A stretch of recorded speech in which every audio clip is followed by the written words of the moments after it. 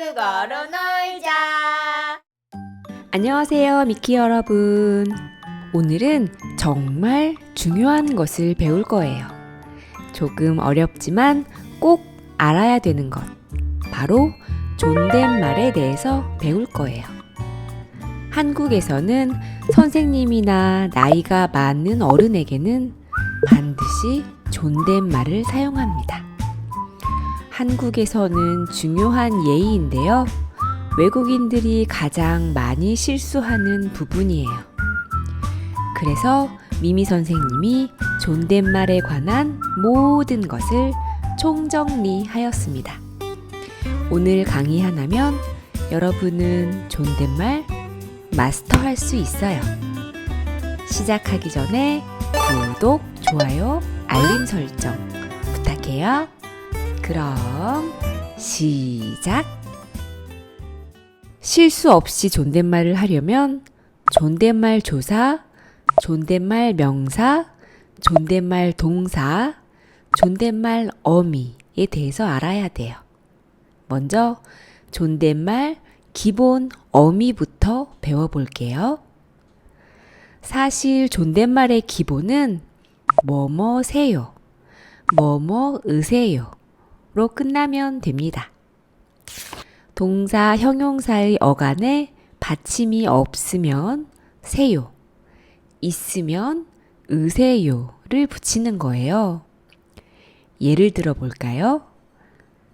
어머니가 그림을 그려요 를 존댓말로 고치면 어머니가 그림을 그리세요. 할머니는 늘 바빠요 를 존댓말로 고치면 할머니는 늘 바쁘세요. 아버지는 매일 늦어요 를 존댓말로 고치면 아버지는 매일 늦으세요. 할아버지는 돈이 많아요 를 존댓말로 고치면 할아버지는 돈이 많으세요. 이렇게 서술어의 끝이 세요, 으세요로 끝나면 돼요. 그러면 존댓말이 됩니다. 쉽지요? 자, 여러분은 존댓말의 거의 70%를 배웠습니다. 두 번째, 어르신에게만 쓰는 특별한 존댓말 명사가 있어요. 자주 쓰는 것들만 가져왔어요. 이 명사는 꼭 외워주세요. 나이가 많은 어르신들께는 나이를 연세라고 표현합니다. 나이가 몇 살이에요? 안 돼요. 연세가 어떻게 되세요? 라고 묻습니다. 말은 말씀이라고 합니다. 선생님의 말 아니고요. 선생님의 말씀이라고 해야 합니다. 이름은 성함이라고 해주세요. 레스토랑에서 예약 명단에 이름을 올릴 때 고객님께 이름이 뭐예요? 라고 물으면 실례입니다. 성함이 어떻게 되세요? 라고 묻습니다. 집은 댁이라고 말합니다. 선생님 집 아니고요. 선생님 댁. 선생님 댁에 놀러 가고 싶어요. 생일 아니고요. 생신. 할아버지께는 생일 축하드려요 아니고요. 생신 축하드려요 입니다. 사람은 분이라고 표현합니다. 가게에 가면 몇 사람 아니고 몇 분이세요? 라고 묻습니다. 선생, 부모, 사장 모두 님자를 붙여서 선생님, 부모님, 사장님이라고 부릅니다. 나이가 많은 분이나 직급이 높은 분의 아들, 딸을 부를 때에도 높여서 부릅니다. 딸은 따님, 아들은 아드님 이라고 표현하고요. 아들, 딸을 자제분이라고 높여서 말합니다. 자, 다시 정리해 볼까요? 나이는 연세, 말은 말씀, 이름은 성함, 집은 댁, 생일 아니고 생신, 사람 아니고 분, 선생은 선생님, 부모는 부모님, 사장은 사장님, 딸은 따님, 아들은 아드님, 아들, 딸을 높여서 자제분이라고 말합니다. 여기까지 괜찮은가요? 자, 그러면 제시하는 문장을 존댓말로 고쳐볼까요? 아버지가 지금 나가요. 아버지가 지금 나가세요. 선생님, 오늘 예뻐요. 선생님, 오늘 예쁘세요. 할머니가 책을 읽어요. 할머니가 책을 읽으세요. 아이가 몇 명이에요? 자제분이 몇 분이세요? 이름이 뭐예요? 성함이 어떻게 되세요?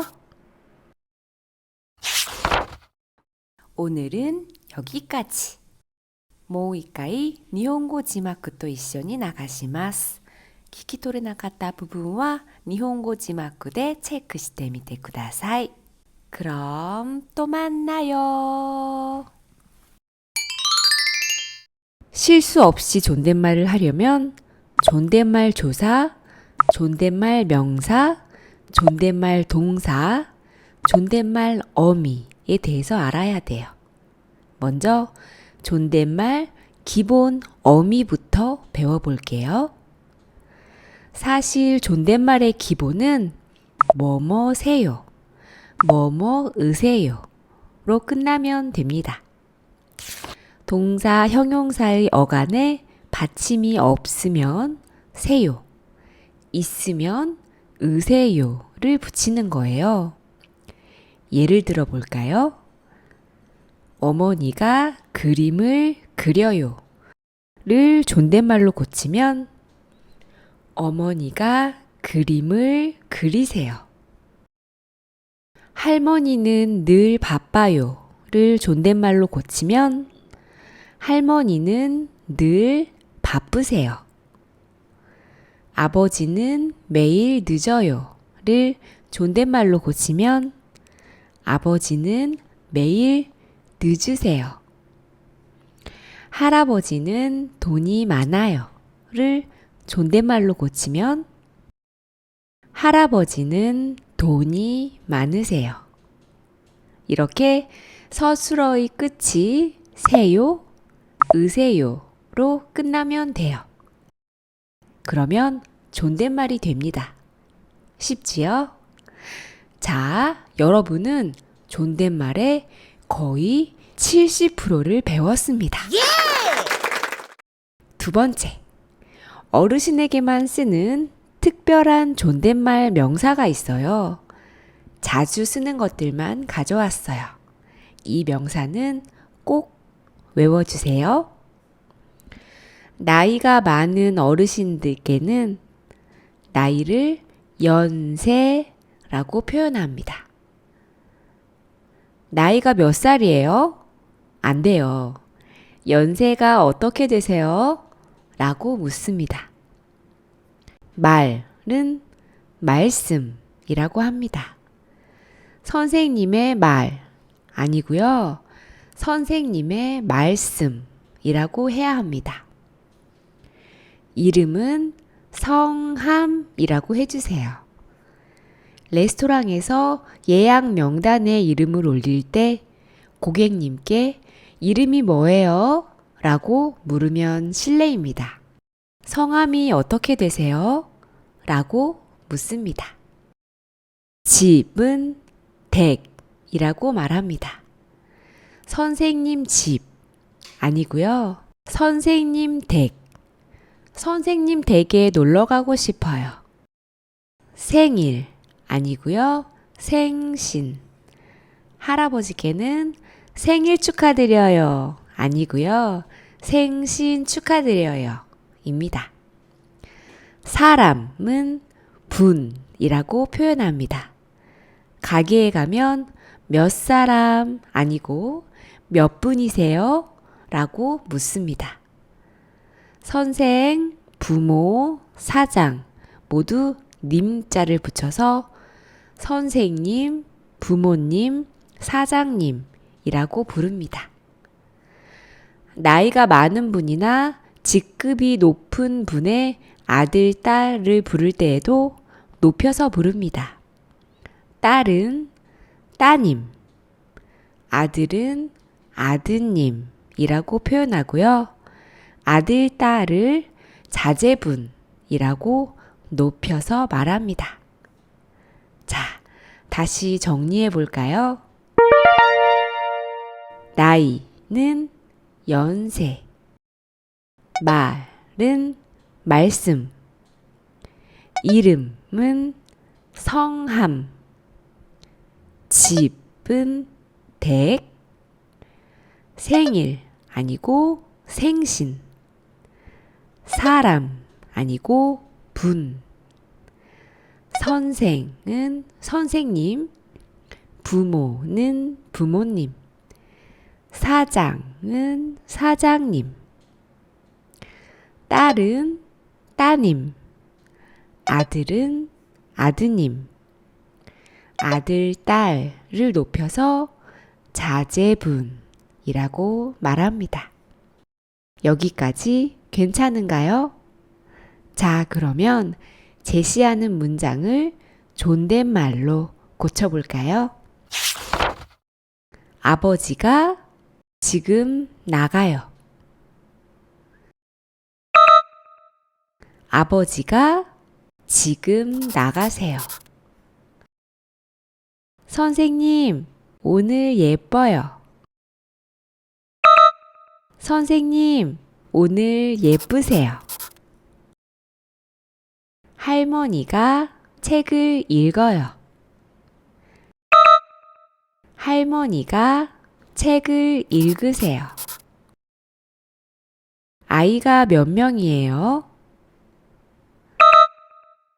자제분이 몇 분이세요? 이름이 뭐예요? 성함이 어떻게 되세요? 오늘은 여기까지. 존댓말 2편에서 또 만나요.